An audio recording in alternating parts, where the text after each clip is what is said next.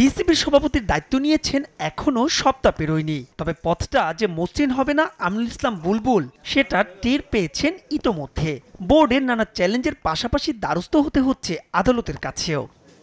গেল ২৯ মে জাতীয় ক্রীড়া পরিষদ তাদের কোটায় বিসিবিতে ফারুক আহমেদের মনোনয়ন বাতিল করে। পরদিন ৩০ মে জাতীয় দলের সাবেক অধিনায়ক আমিনুল ইসলাম বুলবুলকে বিসিবি পরিচালক মনোনীত করে দেশের ক্রীড়াঙ্গনের অভিভাবক সংস্থাটি, যেখান থেকে বাকি পরিচালকদের সমর্থনে বিসিবির সভাপতি নির্বাচিত হন বুলবুল।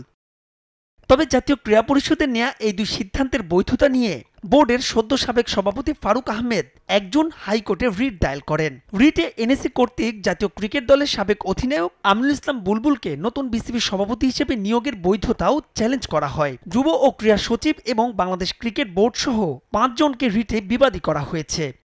গেল ২ জুন বিচারপতি কাজী জিনাত হক ও বিচারপতি আইনুন নাহার সিদ্দিকার ডিভিশন বেঞ্চ রিটটি কার্যতালিকা থেকে বাদ দেন।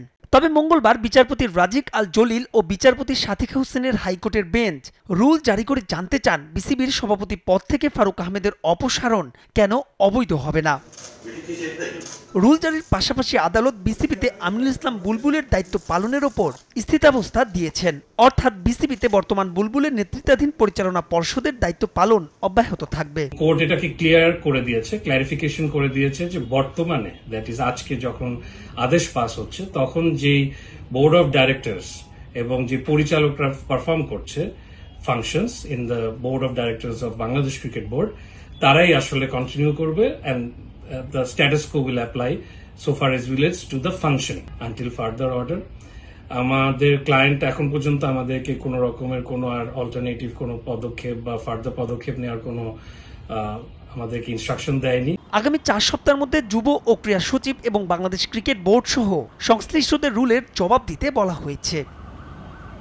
মাহবুব রিমন, সময় সংবাদ, ঢাকা।